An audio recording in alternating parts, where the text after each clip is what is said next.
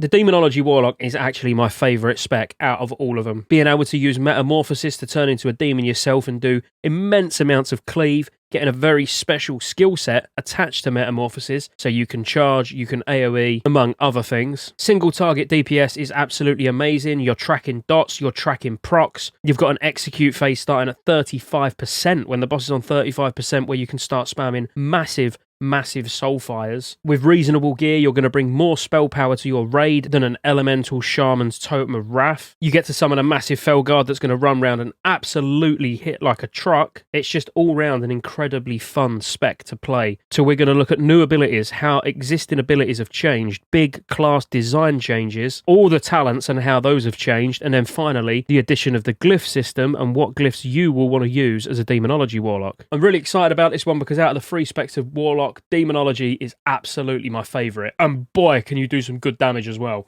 I mean really good damage if you know how to play your class, because I would say it's one of the more complicated specs, definitely more complicated than Destruction, and I find Affliction a lot easier to play than Demonology, especially to get good results from. So Demonology feels more of a challenge, especially with pet management, which is always a challenge. Now, save going over all the abilities again, because I've already covered it in the Destruction video. If you haven't seen the Destruction video, I'll put a link up the top. But the next 5 minutes or so is taken straight out of the Destruction video, where I talk about all of the changes to the abilities, new abilities added, new systems changed, things like that. There's no point me doing that twice. So previous me from the past, who's wearing exactly the same outfit because I recorded all these videos back to back, tell us about the abilities. So firstly, just a few minor changes, but ones that you probably will want to know about. First of all, there's no longer demon trainers in the game. They've not been removed, so the actual NPC is still there and will give class relevant quests and stuff like that, but your pets now just automatically learn their abilities as you level up and as they level up. Also, the quest to acquire this beautiful mount is no longer needed, so you actually just learn this as a skill.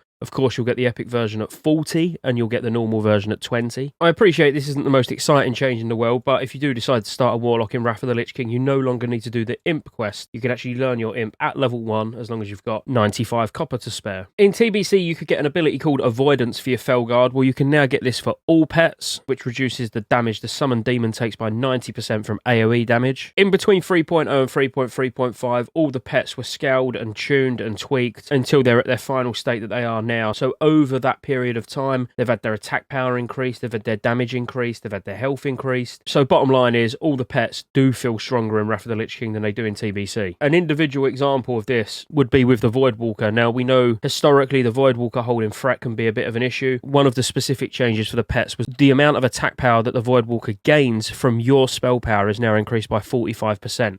So it can actually hold aggro quite efficiently now. Blood Pact for your Imp is now raid-wide instead of just party-wide. The Fel Hunt has actually gone through considerable change, so it now brings a buff called Fel Intelligence, which increases party and raid members' intellect by 52 and spirit by 70. So it's nice to actually bring a spirit and intellect buff. And as an Affliction Warlock, you will be using the Fel Hunter because of its new ability called Shadowbolt, which bites the enemy, causing 112 to 159 damage, plus an additional 15% damage for each of your damage over time effects on the target. This is on a 2-second cooldown. You've still got Devour Magic and Spell Lock. Sacrifice on your Voidwalker has now changed as well, so it's a 1-minute cooldown. It sacrifices a portion of the Voidwalker's health, giving its master a shield which will absorb 8,365 damage for 30 seconds, and while the shield holds, spellcasting will not be interrupted by damage. So as you can see, I can now sacrifice a small portion, I might add, and I now get the shield, which is definitely a lot better than having to worry about resummoning him. So that's pet changes out of the way. Now looking at abilities, there's been lots and lots of ability changes. So first of all, Curse of Recklessness was removed in 3.1 and it's now baked into Curse of Weakness. So Curse of Weakness still reduces the melee attack power of the target that's got the curse on, but it also now reduces their armor by 5% as well. Drain Soul's also changed and it acts as an execute ability for Affliction Warlocks. So it drains the soul of the target, causing 815 to 820 shadow damage over 14 seconds. If a target is at or below 25% health, Drain Soul causes 4 times the normal damage. If the target dies while being drained and yields experience or honor,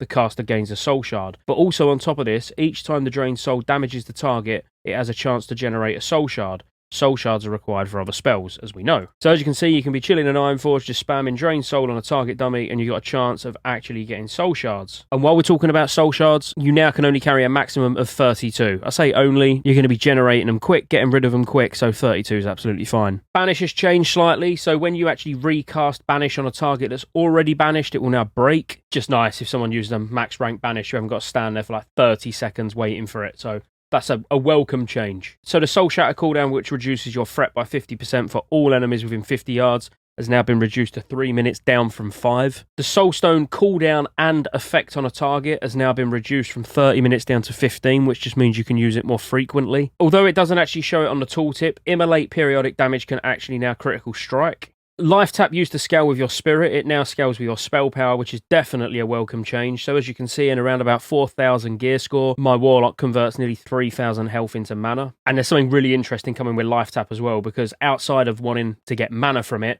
there's a juicy glyph that we're definitely going to be talking about. Corruption is now instant cast for all Warlock specs. No longer do you need talents to actually reduce the cast time of it down to be an instant cast. Curse of Tongues now only reduces casting speed of spells by 30%, and it lasts 30 seconds. This is to actually bring it in line with other classes that have got cast speed reduction abilities. Curse of Elements still decreases actual resistances on the target, and it still increases the amount of magic damage taken, so it now increases the damage taken by 13% instead of 10%.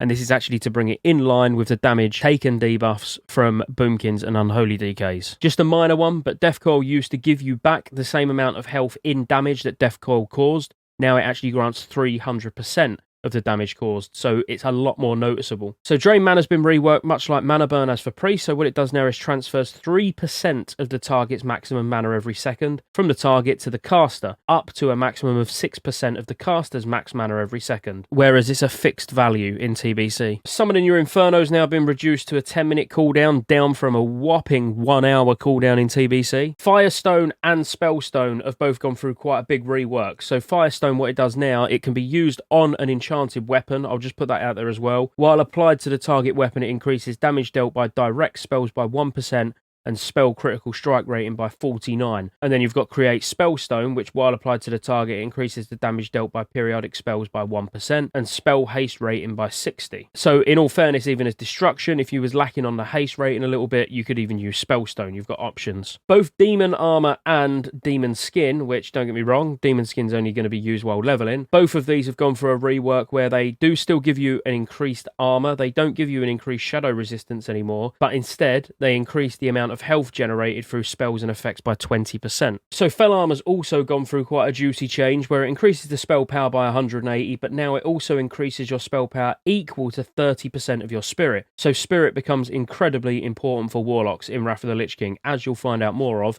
in this video. In addition, you regain 2% of your maximum health every 5 seconds. And the final one really worth noting is Ritual of Summoning and how it actually works in Wrath of the Lich King. So it now summons a little wardrobe that everybody can click on and help you summon, basically, and it's on a 2-minute cooldown. Whew. See what I mean about the amount of changes? An absolute immense amount of changes, and all positive. There's not a single one there that you're like, oh, that's not very good. All really, really good changes. Now, there's only 2 abilities that you get, 2 new abilities that I'm going to talk about. I mean, technically you get loads of new abilities because so many of them have changed so drastically they're almost new. You know, like Firestone and Spellstone, for example. All of a sudden they're actually incredibly useful. But you get 2 main new abilities. Let's look at those and then we'll move on to the talents. So you get Shadow Flame firstly, which is not too bad, but you're not really going to be using it that much. So on a 15-second cooldown, targets in a cone in front of the caster take 707 to 772 shadow damage, and an additional 644 fire damage over 8 seconds. And it looks like this. There is a couple of talents that this will at least work well with, but we'll worry about that later on. And then the really good ability, let's be honest, you get Demonic Circle Summon. Let me just get rid of this pet, he's really annoying me. And then you could run and move into a different position and be DPSing from over here, you know, throwing some dots on like a boss, and then bang, you can teleport straight back to your portal. So on fights where you need to move to a specific location to stack up, or you just need to get out of a particular range, you know, it's absolutely amazing, and it's only on a 30-second cooldown as well. Right, I feel like that was quite an exhaustive list. So that was, I'd say, every single change that you need to know about when it comes to abilities, and what new abilities you get as well. Now, let's get into the talents. Now, when it comes to the Demonology talent, most of the real meaningful changes come a lot deeper down, but starting from the top, improved Healthstone, improved Imp, both remain the same. Demonic Embrace is a straight 10% stamina for 3 points, whereas in TBC it's actually 15% stamina, but it reduces your total spirit by 5%, and that's for 5 points. Fell Synergy gives you a 100% chance to heal your pet for 15% of the amount of spell damage you do, which is obviously a very nice talent because you don't want this big beast to die. Improved Voidwalker has actually changed, so in TBC where it just increases the effectiveness of your Voidwalker's Torment, Consume Shadows, Sacrifice, and Suffering spells by 30%. It still does all of that, but it also increases the attack power bonus of your Felguard's Demonic Frenzy effect by 3%. If you're not familiar with Demonic Frenzy it's where the Felguard's damaging melee attacks cause a Demonic Frenzy, increasing attack power by 8% for 10 seconds, and this effect stacks up to 10 times. In the next tier, there's nothing really to talk about other than you still get Soul Link. It doesn't increase the damage of you and your pet by 5% anymore, like it does in TBC, where it's 20% less damage taken, and in addition, both the Demon and Master will inflict 5% more damage, so the bonus damage portion has gone. We've still got the 30% effectiveness from our Demon Armor and Fell Armor, and we've still got Fell Domination. Now, Fell Domination's cooldown's been reduced massively, though, with a couple of talents we're going to take further down in the tree. It's a 2.4 minute cooldown, but your pet doesn't actually die that much as long as you manage it properly. Improved Succubus also remains the same, except for it's going to end up being renamed like it is in TBC to Improved Syad. I really don't know what that means. Master Summoner's exactly the same, as is Unholy Power. They've both just swapped position from where they were in TBC. Master Conjurer has changed completely, so now it increases the combat ratings gained by your conjured Firestone and Spellstone by 300%, which is nice because it gives you a 196 crit rating on the Firestone or 240 haste rating on the Spellstone, which when you look at an item level 200 piece of gear, which has got some hit rating on, it's only got 42 hit rating. You're getting a lot of a combat stat there, just for free because you're a Warlock. Mana Feed's exactly the same, except for it costs 3 points in TBC. If you want to pick this talent up, you can get it for 1, which what it does, in case you're unfamiliar, is when you gain mana from Drain Mana or Life Tap spells, your summoned demon gains 100% of the mana that you gain. Master Demonologist has changed completely, so we won't even worry about what it once was in TBC because it's actually a real talent now in Wrath. So it grants both the Warlock and the summoned demon an effect as long as that demon is active. If you summon an Imp, it's going to increase your fire damage by 5% and increase the critical effect chance of your fire spells by 5%. If it's a Voidwalker, it's going to reduce physical damage taken by 10%. If you use the Succubus, it's going to increase your shadow damage by 5% and increase the critical effect chance of your shadow spells by 5%. If you use a Fell Hunter, it's going to reduce all spell damage taken by 10%. And if you use the Fell Guard like you will the vast majority of the time, it's going to increase all damage done by 5% and reduce all damage taken by 5%. Molten Core is an additional talent, and this is something that you're going to want to track either for a weak aura or a Warlock specific add-on. It increases the duration of your Immolate by 9 seconds, which, as mentioned earlier, your Immolate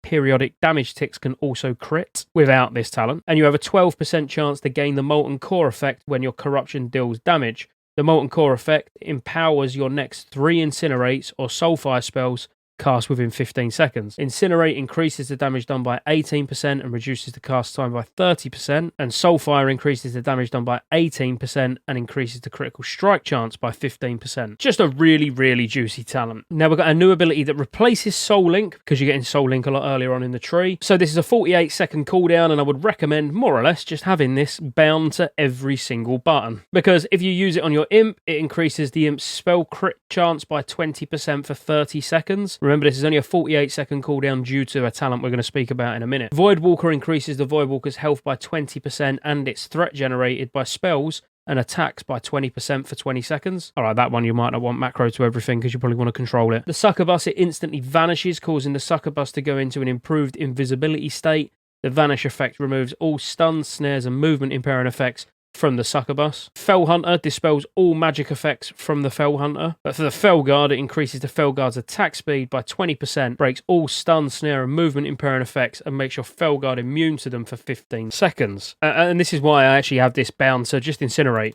So if I'm just spamming Incinerate, as soon as it's off cooldown, it'll use it. And there's no reason to not be using it instantly as soon as it's ready. Like you can see now, it's just used it as soon as it's ready. Because it's on such a short cooldown, it would be a waste holding it for specific phases. Demonic Knowledge remains exactly the same as it did in TBC, increasing your spell power by an amount equal to 12% of the total of your active demon stamina and intellect. Demonic Resilience also remains exactly the same, reducing the chance you'll be critically hit by melee and spells by 1% and reducing all damage to your summoned demon by 5% with 3 points, 3% less chance for you to be crit, and 15% less damage to your demons. Demonic Tactics has doubled, so in TBC it increases melee and spell crit chance for you and your demon by 5%. Now it's 10% in Wrath, so just a nice buff. Now Decimation is huge. It's absolutely amazing. When you Shadowbolt, Incinerate, or Soulfire a target that is at or below 35% health, the cast time of your Soulfire is reduced by 40% for 10 seconds, and Soulfires cast under the effect of Decimation cost no shard. Now, this is huge. So when you're getting to the execute phase at less than 35%, and you're still getting those Molten Core procs, and all you're doing is keeping Immolate, Corruption up, and spamming Soulfire on the boss, your damage skyrockets. Using Metamorphosis, what we're going to talk about shortly, at the same time as this, during your execute phase, and pop in all your potions and everything, you can do some immense damage. Obviously, we've got the Felguard, but you know that because he stood here. And now everything else is new. So we've got Improved Demonic Tactics, which increases your summoned demon's crit strike chance equal to 30% of your critical strike chance, which is very nice. We've got Nemesis, which is the talent I keep referencing when I'm talking about cooldown reduction. It reduces the cooldown of your Demonic Empowerment, Metamorphosis, which is your big cooldown, and Feldom by 20%. With 3 points, you can get this up to 30%. That's why our Demonic Empowerment's only a 48-second cooldown. Our Fel Domination is only a 2.4 minute cooldown, and our Metamorphosis is also only a 2.4 minute cooldown. So Demonic Pact again is a really big one, and a reason why everyone's going to want at least one Demo Warlock in a raid. It increases your spell damage by 10%, and your pet's criticals apply the Demonic Pact effect to your party or raid members. Demonic Pact increases spell power by 10% of your spell power for 45 seconds. This effect has a 20-second cooldown, does not work on enslaved demons. So this essentially is going to be up all the time. Once you've got reasonable gear, I'm talking in Tier 7. In Tier 7, your Demonic Pact will be bringing more spell power than an Elemental Shaman's Totem of Wrath, as well as everything else that you bring as a Demonology Warlock. Obviously, you've got a very extensive, large kit of stuff that you bring, which you only have to look at this, and I'll tell you now that this is wrong. You're going to bring spell power in the form of Demonic Pact. You're going to bring spell damage, Curse of Elements. You can bring spell crit because you should be taking improved Shadowbolt, and if there's no one to keep it up, you keep it up. And obviously, if you didn't need to bring spell damage because you've got a Boomy or you've got an Unholy DK, you could be bringing attack power reduction and armor reduction. That's not even thinking about Soul Stones, being able to summon Health Stones, you know, solid DPS. Really just quite amazing. And then finally, Metamorphosis. So this is the big one. You transform into a demon for 30 seconds. This form increases your armor by 600%, damage by 20%, reduces the chance that you'll be critically hit by melee attacks by 6%, and reduces the duration of stun and snare effects on you by 50%. You gain some unique demon abilities, in addition to your normal abilities. 2.4 minute cooldown with the particular talents that we've got in. Now, not only does this look absolutely fantastic, you do get a unique set of abilities, like a charge, like an immolation aura that goes on around you. And remember, you're doing 20% additional damage while you're in this form as well. So you can very, very quickly ramp up some huge damage. It also does get a Shadow Cleave ability on a 6-second cooldown, which does 110 shadow damage to an enemy target and nearby allies, affecting up to 3 targets. But it is just a bonkers ability. Like, I absolutely love it. I love nothing more than popping into that form, charging in like I'm some sort of melee DPS, popping the Hellfire aura that's pumping out around you, and then start spamming Seed of Corruption. The AoE damage is ridiculous. I know we're talking, you've got the cooldown and you have to be in melee, but even without that, you know, just using the Felguard and spamming Seed of Corruption on loads of mobs, that's big damage anyway. But when you use it in tandem with this and going in melee and doing all that cleave, it's ridiculous. It's so satisfying. When it comes to destruction, watch the destruction video because I do go over all the destruction talents, but I'll briefly touch on the ones that you're going to go for as a Demonology Warlock. So Shadowbolt has changed. Whereas in TBC, when you crit with Shadowbolt, it takes 20% additional damage from the next 4 non-periodic shadow spells. Instead, now in Wrath of the Lich King, it increases the damage of your Shadowbolt by 10% and increases the critical strike chance against that target by 5%. Which is exactly what I said a minute ago, that you should really be bringing the 5% crit as a Demo Warlock as well. Bane's exactly the same, just reducing the cast time of a load of spells. It's not changed since TBC. None of these talents are particularly relevant, but as I say, if you want to know how and why they've changed, then check the Destruction video out. And Ruin now is a 5-point talent instead of a 1-point talent, but it's a lot more accessible because it's a lot further up. And it's exactly the same, increasing the critical strike damage bonus of your Destruction spells and your Imp's Firebolt spell by 100%. So that's all the abilities, all the changes to existing abilities, new abilities, and talents. Let's look at the glyphs, and that will about round off the Warlock. We'll start with the boring ones first, which is the minor glyphs. So the most useful one is Glyph of Drained Soul, where your Drained Soul ability occasionally creates an additional soul shard. There's absolutely no reason that every Warlock shouldn't be using this. You've also got Glyph of Killrug, which makes your Aya Killrug move 50% faster, and it can fly in zones where mounts are usable. You could use Glyph of Souls, which reduces the mana cost of your Ritual of Souls spell by 70%. The only other one I find remotely useful whatsoever is Glyph of Unending Breath, which increases the swim speed of targets affected by your Unending Breath spell by 20%. Onto the major glyphs. These are at least a little bit more exciting. Now, I am only going to talk about ones that are relevant to Demonology. If you want to know about Destruction or Affliction, please go check those videos out. You got Glyph of Corruption, which you could consider a Demonology glyph because you do keep Corruption up 100% of the time. It's basically the same as Nightfall in Affliction, where your Corruption spell's got a 4% chance to cause you to enter a Shadow Trance state after damaging the opponent. The Shadow Trance state reduces the cast time of your next Shadowbolt spell by 100%. You could also use, and you probably will use, Glyph of Felguard, which just flat out increases the Felguard's total attack power by 20%, which you want the Felguard pumping and hitting as hard as possible, so Glyph of Felguard, probably the way to go. You could use Glyph of Immolate, which increases the periodic damage of your Immolate by 10%. Remember, you can only use 3 major glyphs or 3 minor glyphs. I should have mentioned that, and these glyphs are made by Inscription. I feel like I've been a bit lazy on the Warlock videos, not explaining the whole Inscription system, but go and watch any of the other change videos if you want to know what Inscription is, or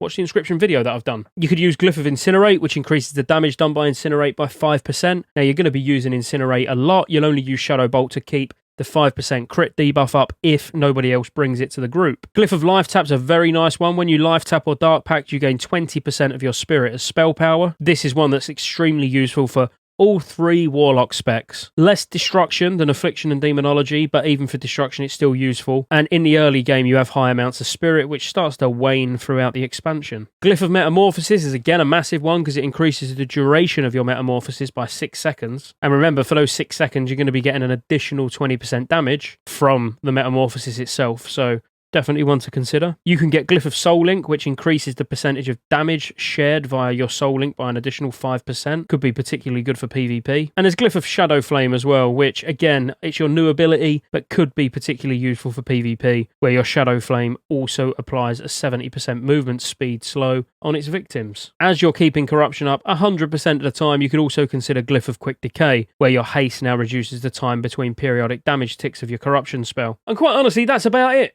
That is the Warlock. That's all 3 specs done now. I'm not sure which order they've gone out in because I'm doing them all at the same time and I'm going to be editing now for about the next 14 hours. And I want to get all 3 of these done before I go to sleep. But thank you to all you guys down below that have joined the channel as a member. It really, really is appreciated. You keep me here pumping out content that hopefully you're enjoying, getting you hyped up for Wrath of the Lich King. So make sure you like and subscribe so you don't miss those. Roll that outro. There's lots of ways you can support the channel to keep me here putting out World of Warcraft content and covering all future MMOs. Consider joining the channel as a member. You get access to emotes. Everyone will know you're a member when you comment on future videos because you get a nice icon next to your name. And you get access to members-only videos, which I'll be putting a lot of on the channel throughout the year. Additionally, there's a Patreon link in the description as well. Thank you for watching all the way to the end, and I'll see you on the next one.